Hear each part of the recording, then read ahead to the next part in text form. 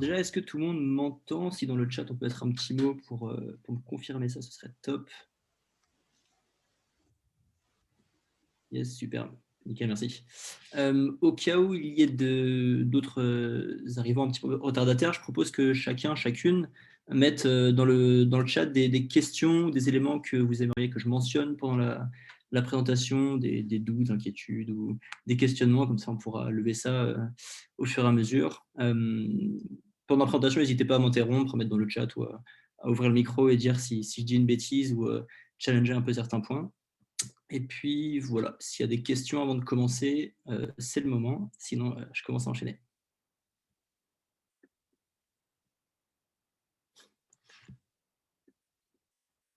Pas de questions, super. Donc l'idée de la présentation ce soir, c'est de parler un petit peu de vision industrielle par l'intelligence artificielle. Alors c'est un terme assez grossier. Il y a eu une présentation il y a quelques semaines sur l'IA, donc j'entrerai pas dans les détails techniques. Mais là, je vais parler un petit peu de ce terme un peu barbare dont on parle beaucoup pour l'industrie. Est-ce que c'est pertinent? À quel point ça peut fonctionner?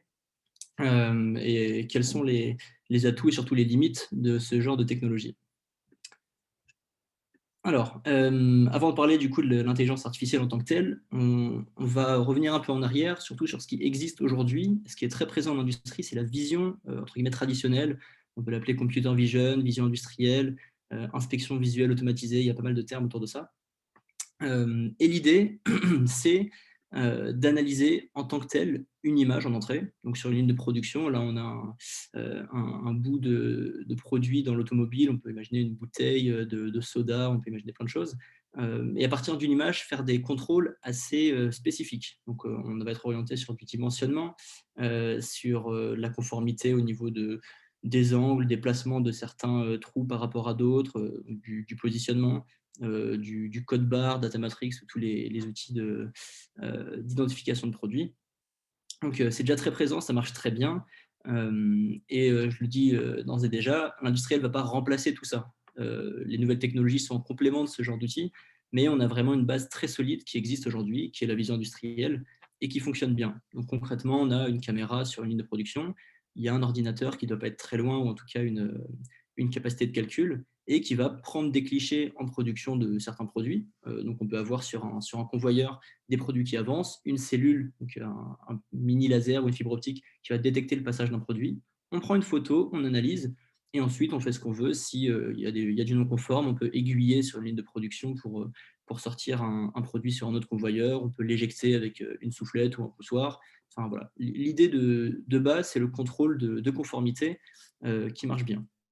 On s'est rendu compte avec les années en industrie que figer un environnement, ce qu'on appelle l'environnement, c'est un ensemble de conditions, type l'éclairage, la position de la caméra, à quel point les vis sont resserrées, la proximité au produit, etc. C'est difficile de le maintenir dès qu'on duplique sur d'autres lignes, sur d'autres sites, que d'autres de techniciens de maintenance, travaux neufs prennent en main ce genre d'outils. Il va y avoir des petits changements et la vision traditionnelle est très, très sensible à ce genre de choses. Si habituellement, on prenait une certaine limite sur l'image, par exemple l'image de la caméra, on se dit on veut contrôler mon visage qui doit se trouver dans cette partie-là. Si la pièce avance un petit peu plus vite ou moins vite, elle va se décaler un petit peu et donc on n'aura plus exactement ces conformités, donc tous les calculs seront faussés. Donc, on a essayé d'appliquer, le domaine généralement scientifique, industriel, on a essayé d'appliquer les technologies donc de l'intelligence artificielle aux problématiques industrielles, et on arrive sur ce genre de détection. Donc, pour rappel, l'idée de l'intelligence artificielle, grossièrement, c'est de reproduire le raisonnement humain. Donc, on pense par exemple un feu vert, un feu rouge, quand on est en voiture, on ne réfléchit pas particulièrement, on n'analyse pas forcément la couleur, on en a vu plein et donc on est habitué à ça. Pareil, un chat, un chien dans la rue, on ne se balade pas avec une documentation qui nous explique comment reconnaître un chien ou un chat. On en a vu quelques-uns quand on était petit et maintenant, c'est les reconnaître. L'IA, c'est pareil. En fait, on va essayer de créer une sorte d'historique d'antécédents, de défauts-tech, qu'on appelle en industrie, donc des produits avec des défauts qu'on va catégoriser pour créer une sorte d'expérience. Donc, c'est un petit peu comme l'accumulation de l'expérience d'un opérateur à la suite de sa formation. Ben, on le met dans une machine et on arrive au fur et à mesure à avoir des analyses de plus en plus précises.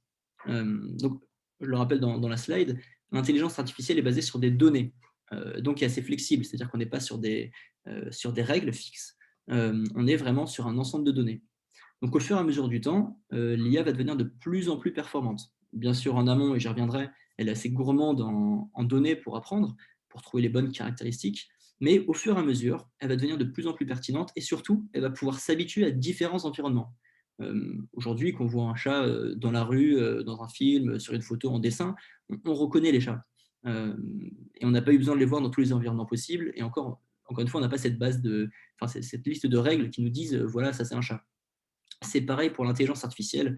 On essaie de s'abstraire de tous ces paramètres ennuyeux, type la lumière qui a un petit peu moins d'intensité, la position du produit qui est un peu différente, la hauteur caméra qui change un petit peu, ou la lentille qui a un peu de buée. Voilà, on essaye vraiment de recréer toutes les conditions possibles, apprendre et du coup extraire une sorte de jus de connaissance qui fait qu'on va être capable, au moment où on doit faire une prédiction sur la ligne de production, et bien justement de prédire la bonne chose. Donc, sur les applications de type dimensionnement, positionnement, l'intelligence, enfin, pardon, la vision traditionnelle est très pertinente.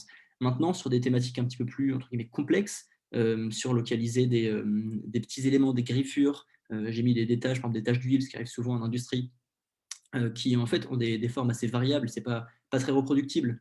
Je prends un exemple sur un produit dans l'automobile, détecter qu'il y a un angle droit, on sait le faire en vision traditionnelle. Par contre, détecter qu'il s'agit d'une tache d'huile et non pas d'une tache d'eau ou une gouttelette d'eau, par exemple, avec l'humidité, c'est pas une mince affaire parce que ça n'a jamais exactement la même tête. Cette tâche n'a pas la même forme, la même taille. Donc voilà, le but, c'est de nourrir une intelligence artificielle, donc tout simplement un logiciel, avec plein de données qui va être capable de ressortir cet extrait de connaissance, ce jus, pour avoir des prédictions les plus pertinentes possibles. La limite de ça, c'est que, entre guillemets, au niveau de la détection, il n'y a pas beaucoup de limites, mais la mise en place est complexe et surtout chronophage. Il faut des données en un certain nombre et surtout de bonne qualité. N'hésitez pas à m'arrêter hein, si je dis une bêtise ou si vous avez une question. Je reviens très rapidement sur les grands types d'applications de l'intelligence artificielle. On va pas y passer beaucoup de temps. Tout d'abord, on a la classification. Comme son nom l'indique, on cherche à associer à une donnée d'entrée, donc ici nos images, nos photos de produits, une classe. L'exemple classique, c'est des bouteilles de soda qui sont formées de la même manière pour avoir leur galbe plastique, qui vont être étiquetées potentiellement sur un produit 1, un produit 2, et vont passer du coup sur le même convoyeur, vu qu'elles ont la même forme. Par contre, pour aller les palettiser, donc les mettre dans des palettes et les envoyer aux clients, dans des grandes boîtes, il va falloir les différencier. Selon la nature de ces bouteilles, si les différences sont minces, ou même détecter des défauts sur ces bouteilles, l'intelligence artificielle peut être pertinente pour dire grossièrement bon, pas bon, ou bien produit 1, produit 2. Donc ça, c'est la classification ou catégorisation, ou voilà, associée à une image, une étiquette. Le deuxième type, donc un petit peu moins courant au niveau des applications par rapport à la vision, c'est la régression, c'est-à-dire associer à une donnée d'entrée, ici la photo de notre produit, une valeur numérique. On a eu l'exemple, nous, où il fallait noter la qualité grossièrement d'une photo d'un produit. J'y reviendrai dans les exemples à la fin. Et donc, en fait, on attribue directement à une image une note, entre 1 et 10 par exemple. Et le but de l'intelligence artificielle va être de nourrir une base de données avec un ensemble d'images, un ensemble de notes, et l'IA va trouver par plein de mécanismes statistiques et mathématiques comment associer une image à une note. Troisième, je ne prends pas des exemples industriels hein, pour sortir un petit peu du cadre. Troisième grand type d'application, c'est la détection. Donc, grossièrement, ça va être de tracer un rectangle autour d'un élément. Ici, on détecte des personnes, on détecte des cravates. C'est quelque chose c'est des éléments qui sont faciles à reconnaître maintenant parce que les grandes puissances de ce monde, donc les GAFAM, ont entraîné sur des millions et des millions d'images. Et donc, on est très bon maintenant, enfin, les algorithmes sont très bons à reconnaître ce genre d'éléments. En industrie, c'est un petit peu plus complexe. Déjà, il y a peu de bases de données publiques, voire pas, et surtout peu fournies et peu qualitatives. Donc, dès qu'il faut détecter, je reviens rapidement sur l'exemple qu'on avait tout à l'heure, des tâches ou des fissures, il faut vraiment capitaliser sur le métier de l'entreprise. Et donc, pour une entreprise, créer sa propre base de données. Et c'est difficile de tirer parti justement de ce qui a été fait parce que c'est des besoins métiers, donc on évite de partager pour les besoins business, simplement. Donc, la détection, à une image, on va associer une zone ou des zones et une ou des étiquettes. Donc ici, on le voit, personne et cravate. La version un petit peu améliorée de ça, c'est ce qu'on appelle la segmentation. Donc là, on a retracé encore les rectangles en pointillés, donc qui pourraient être apparentés à la détection. Mais en plus, on a ces formes, des polygones tout simplement, qui vont vraiment retracer les contours précis des objets. Ici, encore une fois, des personnes, vélos, des voitures, c'est des sujets qui sont très simples, entre guillemets très simples à traiter aujourd'hui, étant donné le grand nombre de données dont on dispose et qui sont en accès libre. Mais c'est une étape très chronophage parce que va falloir sur par exemple une photo d'un produit, je prends une pizza par exemple surgelée, un industriel qui voudrait détecter les champignons sur cette pizza. Au lieu juste de dire la pizza est bonne ou pas bonne, c'est assez rapide, il pourrait détecter, donc tracer des rectangles autour des champignons, ou encore plus loin, segmenter. Donc on a une analyse plus fine, mais par contre un besoin d'annotation, donc cette étape de tracer vraiment le contour du champignon, qui va être assez chronophage. Mais c'est quelque chose qui existe et qui est très pertinent pour beaucoup d'industries. Encore une fois, est-ce qu'il y a à ce niveau-là des questions sur les principes de base, grossièrement, de l'IA pour l'industrie?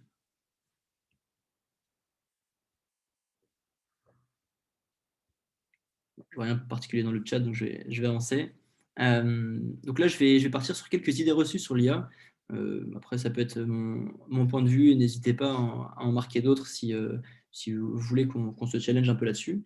Déjà, l'IA, c'est trop cher. C'est quelque chose qui revient souvent. Euh, le but de notre activité chez Cycle, par exemple, c'est de pouvoir démocratiser un peu cette partie-là. Donc, c'est que c'est possible et c'est qu'il est possible d'avoir des IA pas trop chères.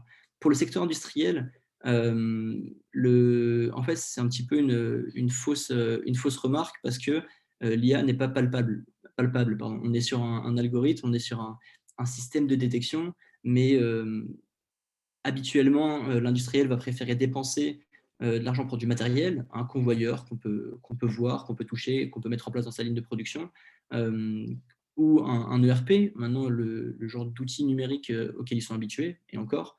Mais pour l'intelligence artificielle, donc grossièrement un cœur algorithmique, c'est un petit peu plus compliqué. Il y a deux aspects au niveau du coût en fait sur ce genre de produit. Premièrement, c'est le coût de la prestation, tout simplement. Si l'entreprise n'a pas de data scientist, data engineer, data analyst, enfin, tous ces jobs associés au milieu de la data, il faut externaliser et donc ça va être un coût, mais comme pour développer un site web, il va falloir des développeurs externes, par exemple. Donc c'est un premier coût à prendre en compte, mais qui peut assez bien se gérer. Par contre, c'est le coût en interne qui va être assez surprenant pour beaucoup d'industriels. Contrairement aux voitures, aux personnes, on n'a pas encore de solution clé en main pour tous les produits de tous les métiers. On prend un exemple dans le textile, une société qui fait des logos personnalisés pour des t-shirts et des pulls veut s'assurer qu'une fois sorti, le logo n'est pas, soit bien tissé, brodé. Il n'y a pas vraiment de base de données fournie sur de différents types de logos, de plein de couleurs, de plein de tailles, de plein de formes différentes, brodés sur certains tissus. Donc l'entreprise va devoir accumuler des données et donc déjà se munir d'un système de détection, enfin de captation, pardon, donc grossièrement une caméra et l'envoyer sur une base de données. Ensuite, annoter. Donc sur chacune des photos, on va devoir faire des petits carrés ou mettre des labels. Et ensuite, restituer ça dans un format un petit peu standardisé aux prestataires ou bien aux personnes qui s'en occupent en interne. Donc c'est un investissement et ça c'est quelque chose qu'il faut prendre en compte. Maintenant, de plus en plus de personnes s'en rendent compte, la donnée c'est un petit peu une nouvelle monnaie. Donc une entreprise qui parvient à capitaliser sur ses process et accumuler un grand nombre d'images de ses produits pour à terme détecter quasi parfaitement les défauts sur ses lignes de production, il est conseillé quand même d'investir là-dessus dès maintenant. Donc l'IA c'est trop cher, oui et non, mais c'est toujours une question un petit peu difficile. Alors, j'ai une petite question qui est apparue par Yannick. Quel niveau de précision peut-on obtenir dans le contrôle par vision industrielle? Alors, est-ce que tu peux préciser si c'est la vision industrielle du coup sans IA ou bien avec IA? Je peux grossièrement répondre répondre rapidement aux deux. Pour des contrôles assez simples, les systèmes de vision traditionnels vont attendre un environnement fixé. Donc, dire si un angle est droit, ça va juste être au niveau de la captation de l'image. Est-ce que visuellement, on a un niveau de détail qui atteint le millimètre, le millième de millimètre, le micron, que sais-je. Mais pour ce genre de calcul, qui est assez simple grossièrement, on peut attendre une exigence qualité à quasi 100%, voire 100%, dans des conditions stables. L'intelligence artificielle, et ça reviendra à une des limites après, c'est quelque chose qui est encore assez aléatoire malheureusement. Beaucoup de secteurs de la recherche s'y mettent à fond, notamment sur les problématiques de machine learning et deep learning. Le niveau de précision grossièrement qui est attendu par la plupart de nos clients est clairement au-dessus de 99% pour la plupart des sujets. Après, le plus dur, c'est pas tant la précision, mais réussir à trouver les ensembles qui jugent cette précision. Je m'explique. Si on prend une ligne de production de 10 produits par heure, on se laisse le temps de les contrôler. L'industriel peut très bien nous dire il nous faut du 100%. Et donc, on va prendre une heure, on va regarder les 10 produits, on va bien les détecter, on sera content. Par contre, on est en industrie, en ligne de production, et la plupart des lignes de production ne s'arrêtent pas, ou en tout cas très peu. Et donc, on est plus sur des centaines, des milliers, des millions, des centaines de millions de pièces. Et donc, la précision qu'il va falloir calculer, donc difficile à mesurer, sera sûrement la concrétisation d'une mise en service. Donc, grossièrement, on est sur une IA, on est chez nous, on s'entraîne. Donc, je ne reviens pas trop sur les jeux de données, mais grossièrement, on a un ensemble de données, par exemple 100 photos d'un produit. On en prend 90 pour alimenter notre base de données et enrichir cette connaissance de l'IA. On en prend 10 pour se tester, ce qui est un très petit chiffre, mais c'est pour l'exemple. On a bon sur les 10, on est très confiant. Et donc, on peut avoir une IA qui a une précision de 99,9999%. En revanche, lorsqu'on va être en production, potentiellement dans un environnement un petit peu différent qu'on n'a jamais vu, le niveau de précision qu'on avait n'est peut-être pas très robuste. Donc, je tourne un petit peu autour de la question et c'est normal. On ne peut pas mettre de seuil. L'IA peut arriver à 100% ou ne peut pas descendre en dessous de 50%. C'est une question de process plus que de logiciel. Aujourd'hui, comment dire, si on a entraîné l'IA qu'à voir des produits, des bouteilles en soda rouge par exemple, la première bouteille de soda jaune, on va avoir en fait une décision à laquelle on ne pourra pas forcément s'attendre sur l'IA. Elle aura peut-être bon, elle aura peut-être pas bon, parce qu'elle aura peut-être appris que tout ce qui est rouge est bon, tout ce qui n'est pas rouge est mauvais. Donc ce niveau de précision va vraiment être comment dire, un compromis entre l'entreprise qui développe et le client, l'industrie, potentiellement c'est la même entité, pour reproduire au maximum le jeu de test, grossièrement, donc ce qui va arriver en production, et les jeux d'entraînement et de validation, donc ce avec quoi on va nourrir l'IA. Donc je n'ai pas de réponse précise en termes de chiffres à apporter, mais voilà, pour juger le niveau de précision de grossièrement la vision industrielle, il faut absolument se rapprocher de l'environnement de production. Deuxième idée reçue, et en parallèle, n'hésitez pas à poser d'autres questions. J'ai pas assez de données. Donc c'est une très bonne remarque de beaucoup d'industriels. La plupart n'ont pas cette problématique dans le sens où il y a des productions de, je sais pas, 100, 120 coups minutes, donc on a grossièrement 2 produits par seconde, donc on va pouvoir capitaliser là-dessus. Par contre, les secteurs comme l'automobile sont à 1, 2, 3 ppm, donc 3 produits par million qui sont défectueux. Et en effet, avant de collecter 1000, 10 000, 100 000 données défectueuses, il y a pas mal de temps à passer. Il y a une parade grossièrement à ce genre de sujet, enfin 2 parades à ce genre de sujet. La première, c'est de créer des données artificiellement. Prenons l'exemple d'une société dans le pharmaceutique qui produit des flacons, donc des flacons en verre, et qui va vouloir s'assurer qu'aucun flacon n'est fissuré, parce que dans le transport, ça va s'ouvrir, ça peut abîmer l'intérieur et causer plein de problèmes.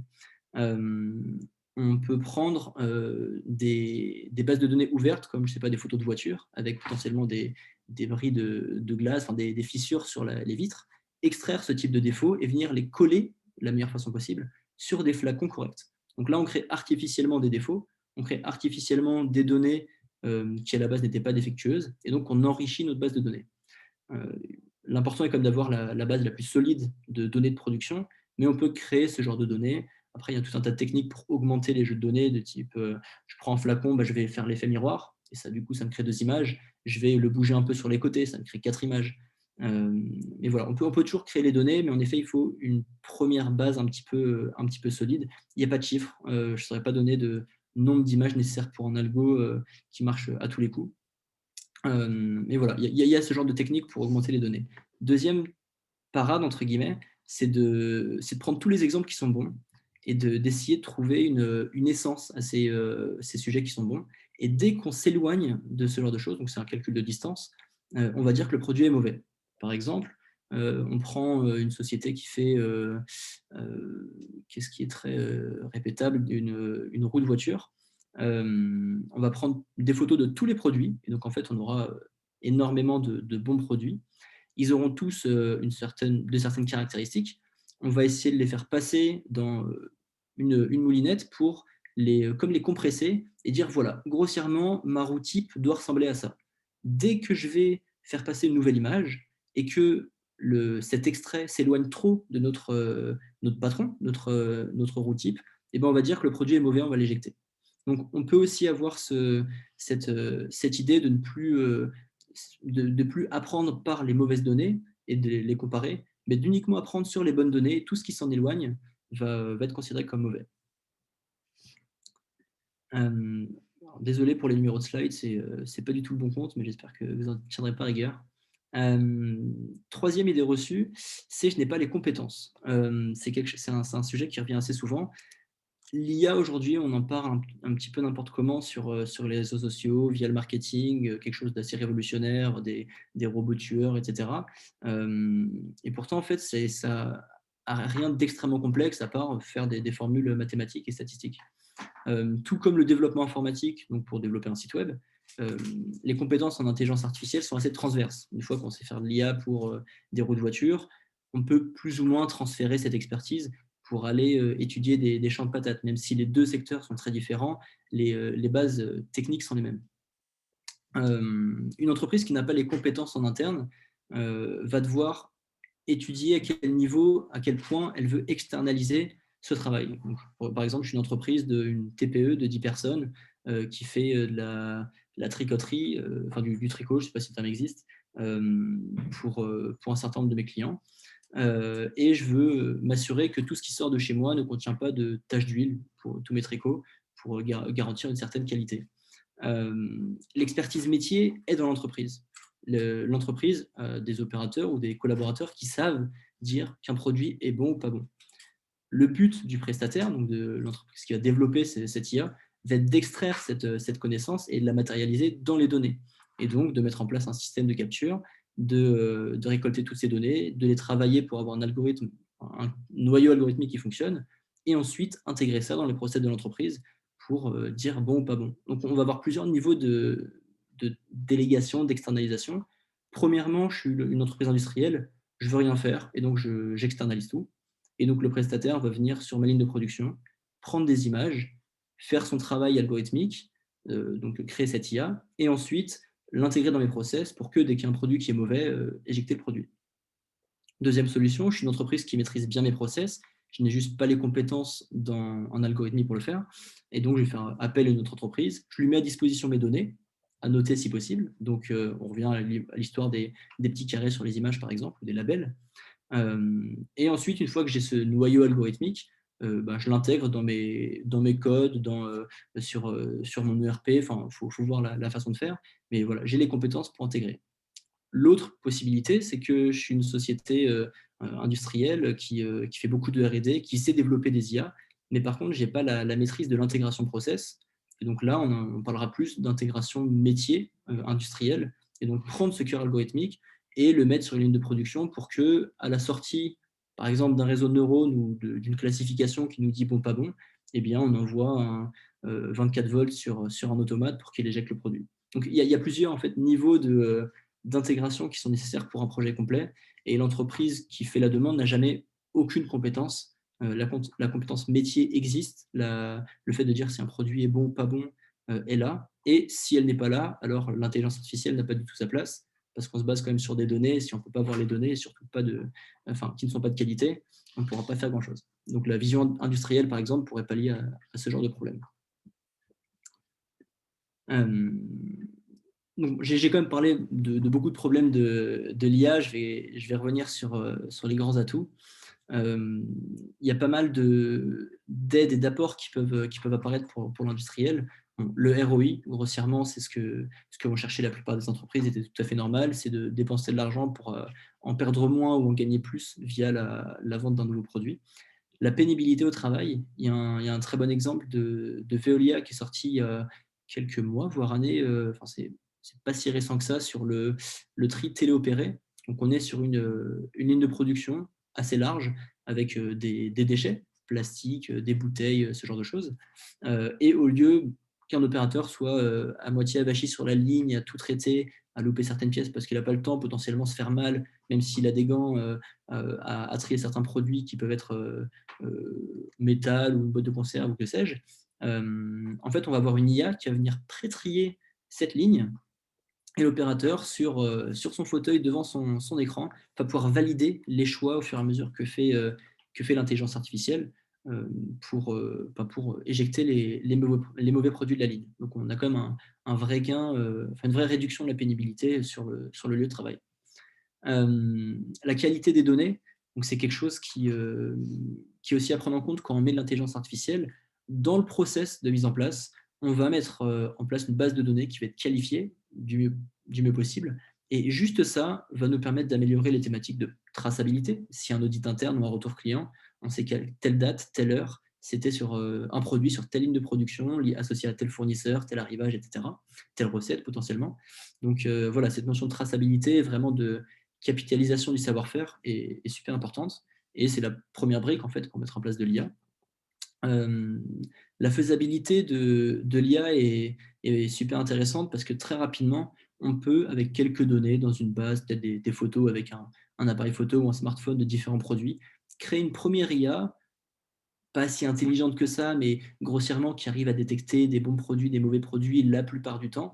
On peut déjà faire une petite preuve de faisabilité, une preuve de concept pour démontrer en interne un petit peu ce qu'on va pouvoir faire sur la suite du projet. Et ensuite, ce noyau algorithmique, s'il il est bien pensé, se veut assez modulaire. Et donc, on va pouvoir le mettre à n'importe quel endroit de la ligne de production, l'intégrer complètement dans le système d'information de l'entreprise pour potentiellement, à chaque fois qu'on a 3 déchets d'affilée du même type, qu'on a détecté par exemple des taches d'huile, eh bien, on envoie ça, une alerte, première alerte par SMS au responsable de ligne, ensuite sur l'ERP, ensuite on coupe le convoyeur parce qu'on voit qu'on est en train de créer des défauts. Donc voilà, c'est vraiment un module qui s'inscrit très bien dans les process de production.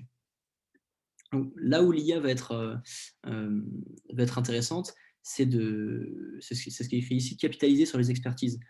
On a des données chaque jour, un tas, et des produits forcément sur les sociétés industrielles qui produisent, on en a un tas aussi, sauf que les opérateurs tournent, sont fatigués en fin de journée, ne parlent pas de tous leurs problèmes, il y a des oublis, c'est normal, on est humain. L'IA va s'abstraire de tout ça, comme n'importe quel logiciel, et va constamment prendre ces photos et prendre en compte justement les défauts qui sont apparus sur la ligne et ceux qui n'apparaissent pas pour au fur et à mesure enrichir sa base. On parle vraiment d'IA qui accompagne l'humain, et j'y reviens ensuite. Moi, ça me fait une petite transition sur les limites. C'est le dernier point. L'IA n'a rien d'intelligent. Dans un livre d'un des cofondateurs de Siri, il parle d'intelligence augmentée pour l'humain, mais voilà, l'IA, c'est statistique, c'est un ensemble de données sur lesquelles on va chercher des corrélations, mais une IA qui est faite pour détecter des défauts sur une ligne de production ne va pas commencer à catégoriser toute seule des produits, ne va pas commencer à arrêter de la ligne quand elle en a envie. Voilà, faut aussi prendre un petit peu de recul par rapport à tout ce qu'on nous raconte sur cette technologie. Je prends les points dans le désordre.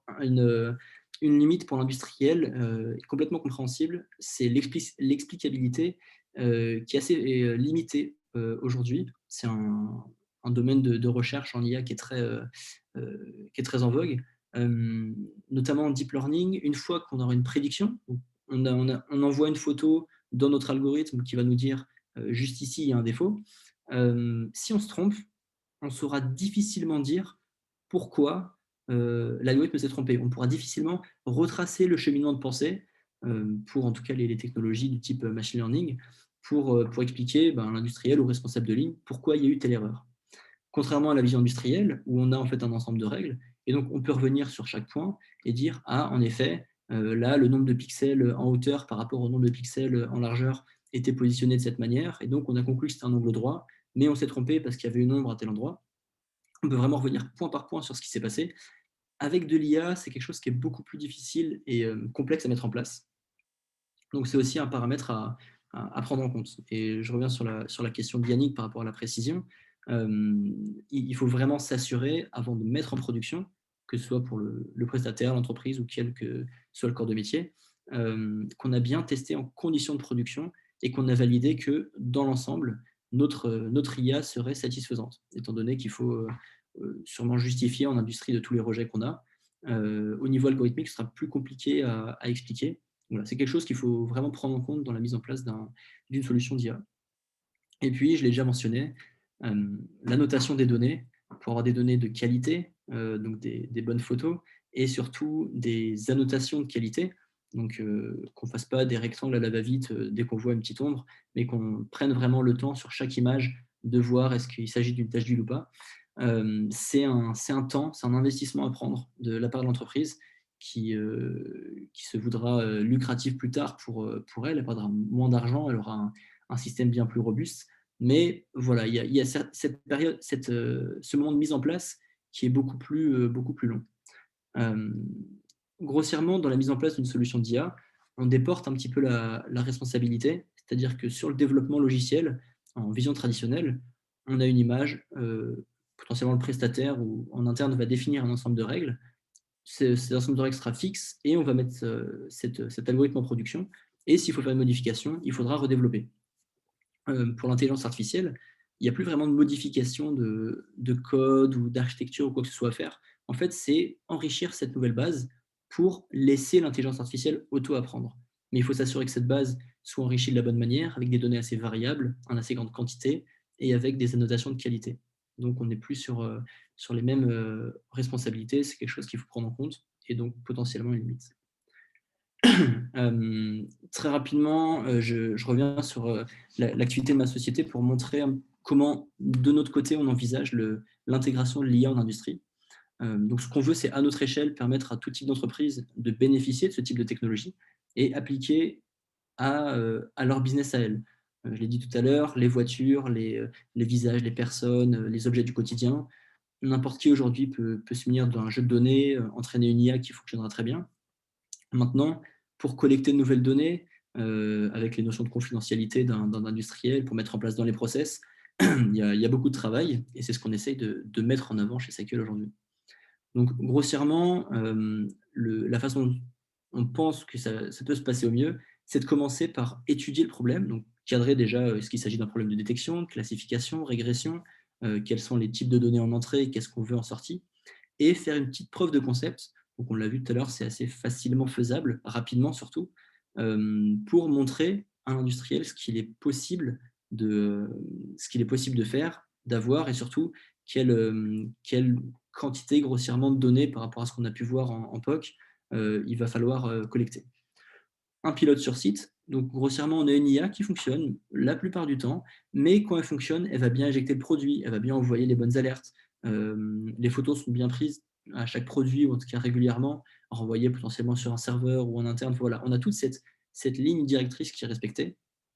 Et ensuite, au déploiement, la mise en service, on essaye tout simplement d'avoir l'algorithme qui fonctionne au mieux et de donner les clés, les outils à l'industriel pour qu'il puisse, quel que soit son niveau de compréhension initiale, réentraîner les algorithmes et donc permettre à cette IA de se parfaire.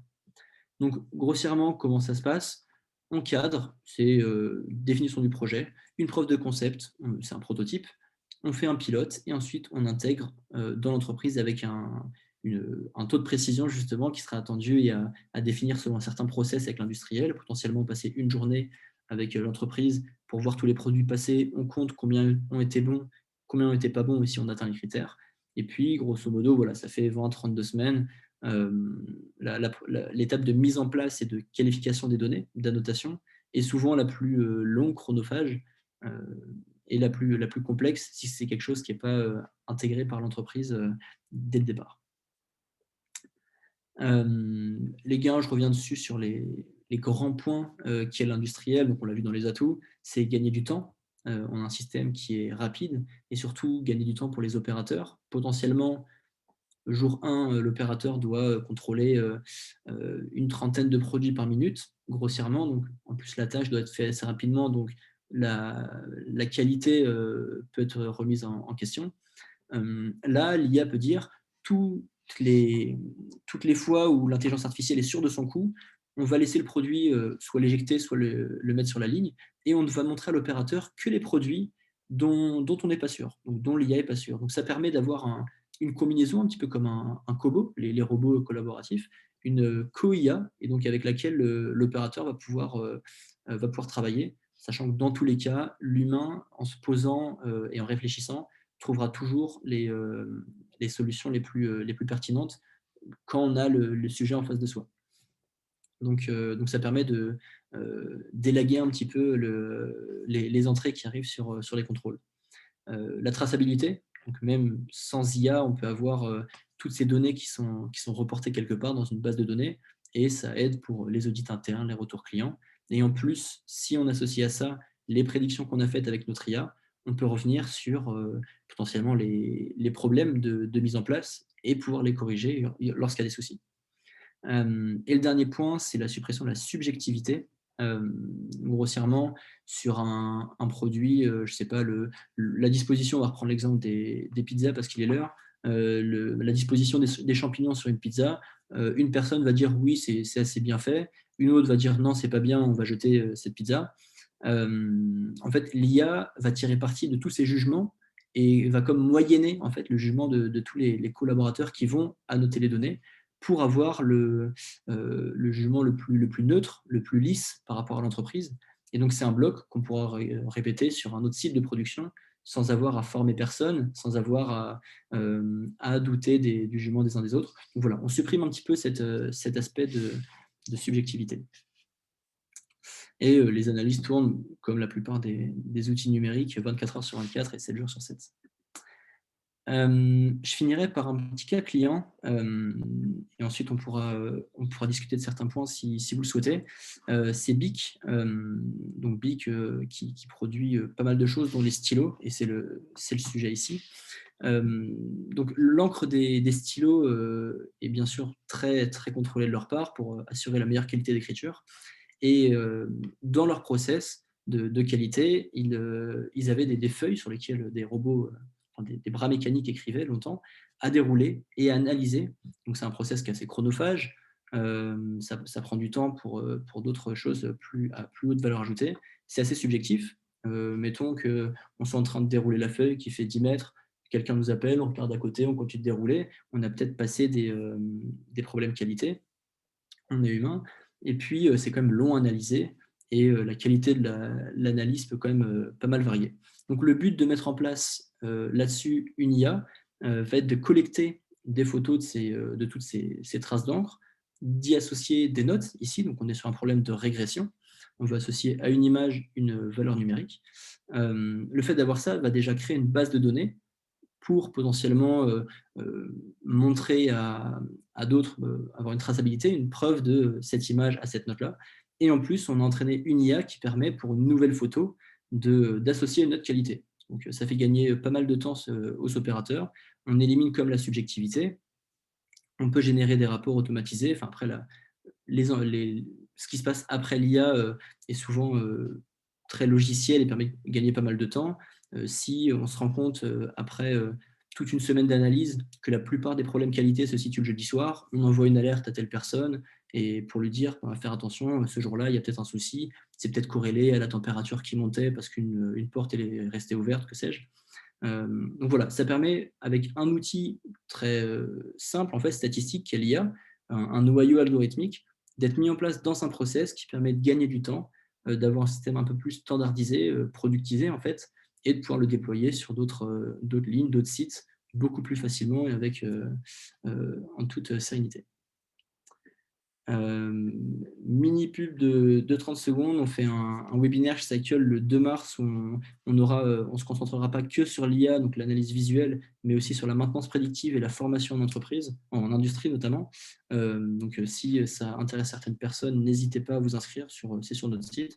Et puis pour les personnes qui auraient en contact des développeurs full stack pour justement intégrer les noyaux algorithmiques sur des plateformes web que vont pouvoir utiliser nos clients, eh bien, n'hésitez pas à m'en faire part, on est en recherche active.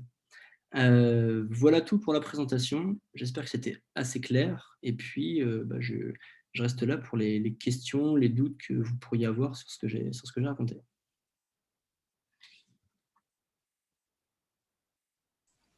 Oui, n'hésitez pas à activer vos micros également si vous voulez discuter. Et en attendant, moi-même, j'ai une question. En fait, je voulais savoir comment on peut réaliser un POC assez rapidement, sachant qu'on a besoin d'une grande masse de données pour faire de l'entraînement pour la machine. Alors, c'est une très bonne question. La question du POC est souvent posée par nos clients et nos prospects. Déjà, le job, je pense, de toutes les entreprises qui ont un petit peu la même activité que la nôtre, c'est de réduire au maximum ce nombre de données nécessaires et d'avoir les algorithmes grossièrement les plus flexibles et souples dès le début. Donc, pour un POC, grossièrement, on demande une cinquantaine ou une centaine de produits à nos clients. Donc, il y a des métiers pour lesquels c'est compliqué, ça peut prendre un petit peu de temps. Pour des petites pièces, par exemple, qui sont très peu défectueuses, il faut mettre déjà en place un système de captation de données, donc une caméra, un petit ordinateur à côté, qui vont prendre des photos et peut-être pendant 2-3 semaines, un mois, 2 mois, on va récupérer des données jusqu'à en avoir un certain nombre. Et déjà, ça crée de la valeur ajoutée en fait, d'avoir cette base de données, cette traçabilité. Et en plus, sur les sujets type, je sais pas, l'agroalimentaire, où on a quand même pas mal de défauts et de choses qu'on jette pour s'assurer qu'il n'y ait pas de retour client, on arrive quand même assez bien à récupérer des données, voilà, 50, 100, 150 produits pour une preuve de concept. Ça permet de monter sur des taux de précision à 85, 90, 92%. Et ça fait déjà un petit peu ses preuves quand on montre sur des nouvelles images. Donc voilà, là on pense que c'est bon, là on pense que c'est pas bon. C'est surtout en fait le fait de réussir à concrétiser les attentes de l'industrie. Donc c'est quelque chose qu'on s'efforce de faire au fur et à mesure. Ok, ça marche. Merci.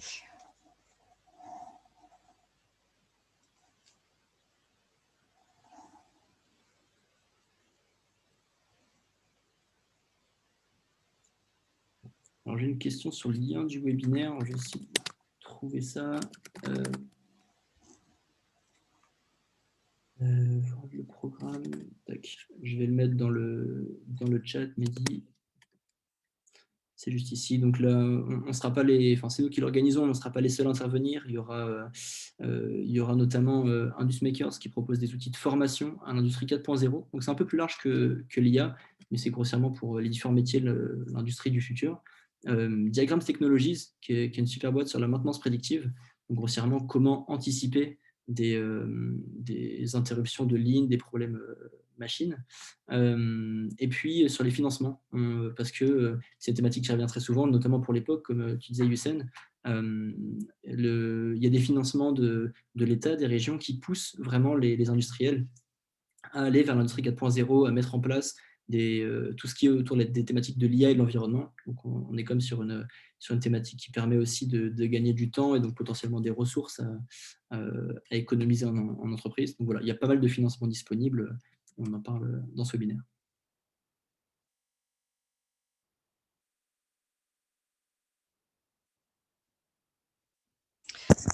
Alors, si je peux me permettre, j'ai une autre question.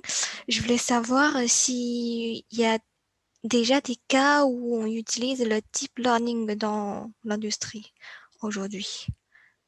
Ouais. Alors nous, c'est principalement du deep learning Ah qu'on. d'accord, ok. Je pensais que c'était du machine learning En plutôt. fait, la distinction pour que ce soit clair pour tout le monde, donc le machine learning, c'est grossièrement en tout cas pour la vision, on va essayer de trouver nous-mêmes, en tant qu'ingénieurs, développeurs, ce qu'on appelle des features, des caractéristiques. Donc on se dit, j'ai une image, par exemple, de ma bouteille de soda avec une étiquette, je vais récupérer la couleur dominante, donc, par exemple le rouge, l'orange. Je vais récupérer l'alignement de certains pixels. Enfin, je vais devoir définir moi-même les caractéristiques et le passer dans un algorithme. Ce que fait le deep learning, en fait, c'est un petit peu, un peu plus brute force, donc plus lourd. C'est l'algorithme va essayer tout seul de trouver toutes ces petites caractéristiques qui vont faire que, mises ensemble, on va trouver qu'il y a un défaut ou pas un défaut. Donc, c'est des systèmes beaucoup plus lourds, mais qui permettent, qui sont beaucoup plus malléables et qui font en fait qu'il y a une masse de calcul phénoménale. Donc, avec les outils qu'on a maintenant, c'est possible de tests, d'essais-erreurs, on va dire, pour trouver ce qu'il y a d'intéressant dans une image et donc pour faire une prédiction. Donc, c'est la plupart du temps, pour la vision en tout cas du deep learning, Yassine. Ok, ça marche. Est-ce que pour le deep learning, on a besoin d'annotation quand même? Ouais, Oui. alors, Ok. il y a deux grandes façons de faire de l'IA, supervisé et non supervisé. Oui. Le non supervisé, c'est la plupart du temps pour trouver des groupes, des ensembles, mais pour du contrôle qualité notamment, ce qui est la problématique principale pour la vision en industrie.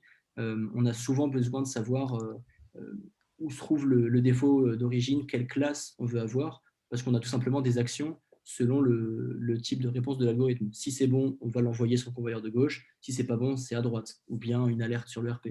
Donc c'est principalement quand même des données qui sont annotées, tant bien que mal, même si ça prend du temps et que ça demande des ressources en interne, c'est la plupart du temps nécessaire. Ok, ça marche. Merci beaucoup.